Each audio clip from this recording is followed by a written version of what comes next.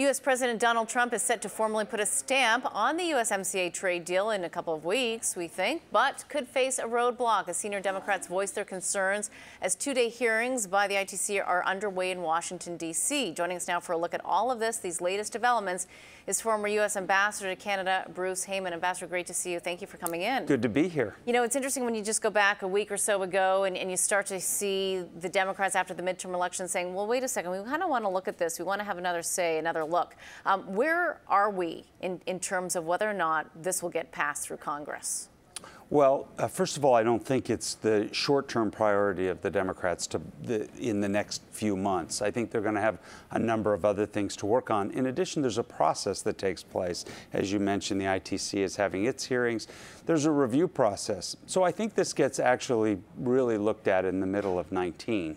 And there are a number of things that are coming out of the Democrats' voices over the last few days. I did make some inquiries myself with Democratic leadership, both on the Senate and the House side.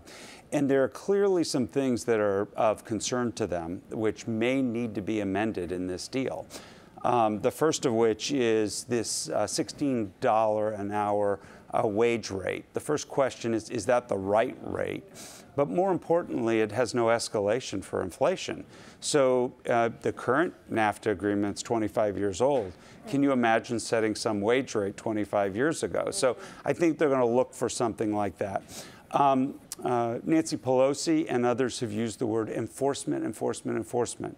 And it goes to labor provisions and environmental provisions, which, excuse me, which looks like they're moving in the right direction, but they said, how do we know this is going to hold up? And what are the enforcement provisions here? And we want to make sure that if you're going to commit to something, that you actually follow through.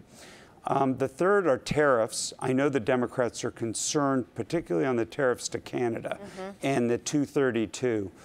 We can talk more about that, but I think the president has weaponized tariffs, and he's using that in a hostile way on allies and the like around the world. And the question is, will the new Congress let him have free rein with these? So it doesn't sound like they will. It doesn't sound like they will, but then what does that mean in actuality? In actuality, first of all, I think that a trade agreement will get done.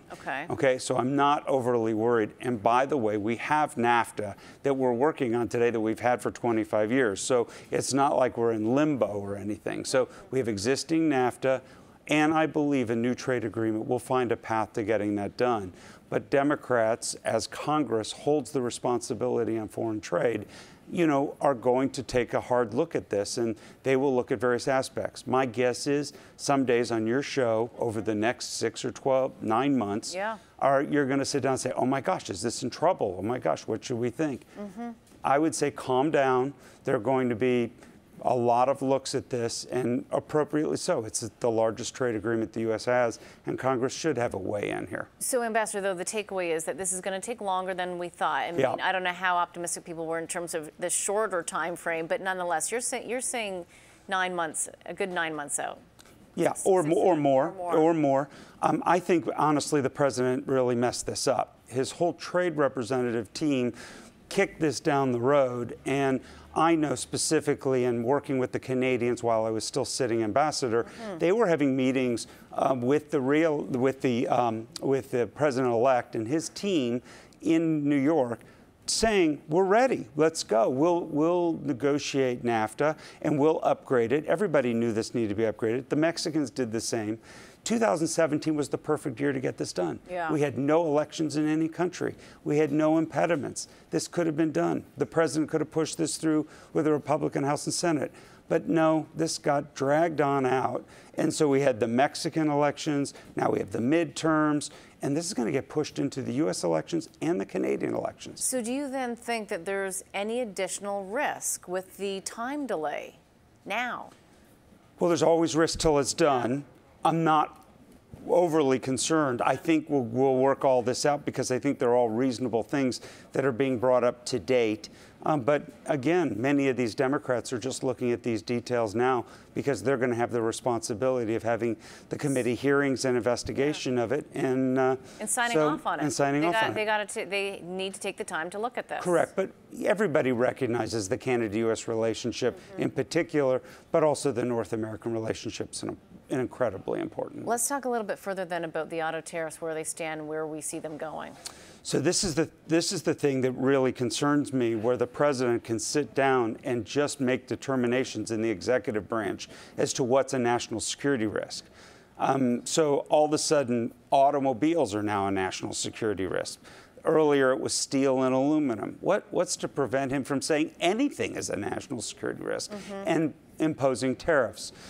I think this is very dangerous. We're talking about imposing tariffs mainly on our allies here again in automobile, European and Japanese. Obviously, we have the North American situation, and hopefully the agreements reached on the side letters and so forth with the new NAFTA, USMCA, will come into play, and he won't impose tariffs that impact our North American allies, Canada and Mexico.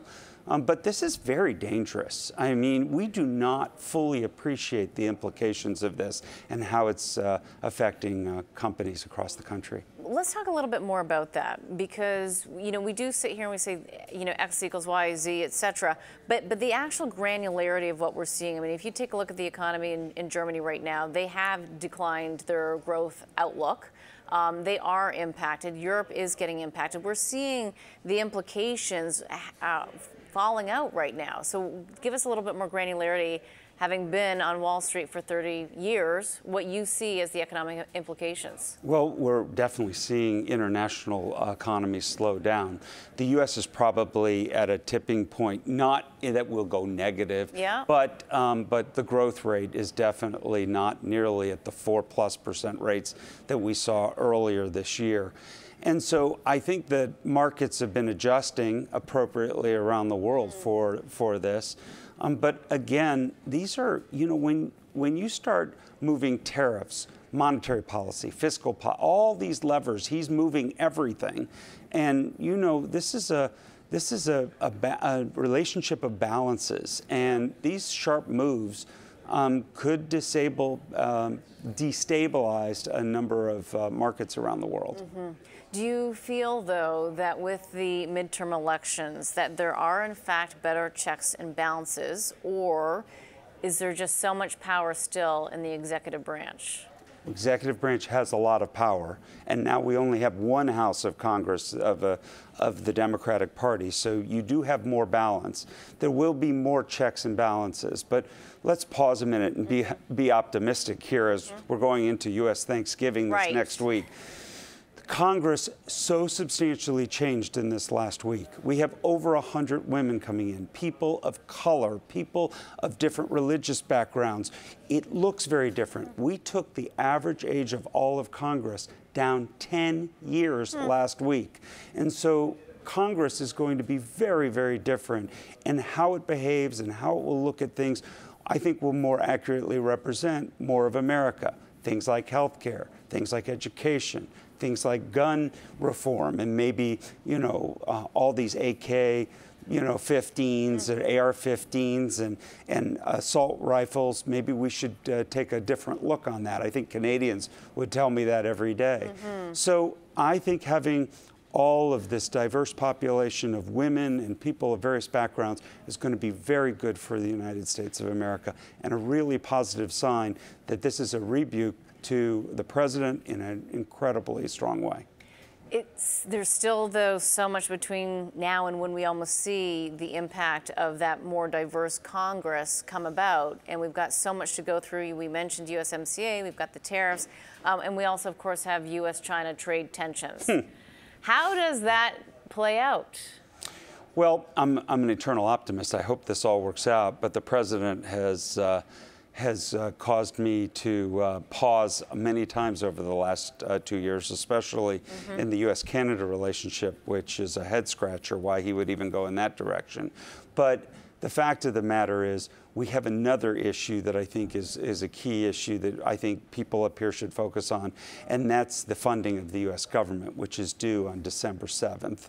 And you know, there are a lot of Democrats that may want to tack on a protection of Mueller and this investigation into the funding of the U.S. government. Oh. And so if there is a pushback on that, let's see, you know, where we go in terms of brinksmanship on funding the government or protecting this investigation. And that could be a very significant point. That all being said, markets have done a decent correction here, especially tech shares. And, you know, this is usually the time of year we get a little lift coming into year end. And what are you thinking?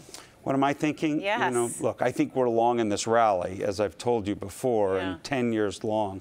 You know, I think that there's been a decent enough pullback here. I'm just hopeful the president doesn't do something else that tips the scale to more correction territory or bear market territory. You know, but I look at something like Apple, and you know, this stock's corrected significantly. You're down to Warren Buffett buying territory again, and so you know, he's done pretty well over time. Are you concerned though that we will hear more tweets out of President Trump? Oh, I'm confident you'll hear more tweets out of Donald Trump. That's not the right question. But you're more concerned about the types of tweets that you're seeing, it sounds like. What I'm concerned with is I think his behavior post the election is particularly aberrant. I think he's been off since the day he was elected, and the Washington Post keeps track of lies, and you have a reporter up here with the Toronto Star that does that as well. And I'll tell you, his lies are increasing at an increasing rate. I think his behavior in Europe, what just happened, you know, is mystifying at best. Not recognizing our veterans, you know, during World War I, 100,000 Americans died there, and not being there because of the rain, and then coming back and not going to Arlington for whatever reason. He's closed himself up in the White House. He just, you know, something is off this, you know, more so than I think other weeks from someone who watches this pretty regularly. Very, very closely. Yeah. Yes. Yeah. Ambassador, great to get your views because we know you do watch it so closely. Thank you. Good to be here. Thank you.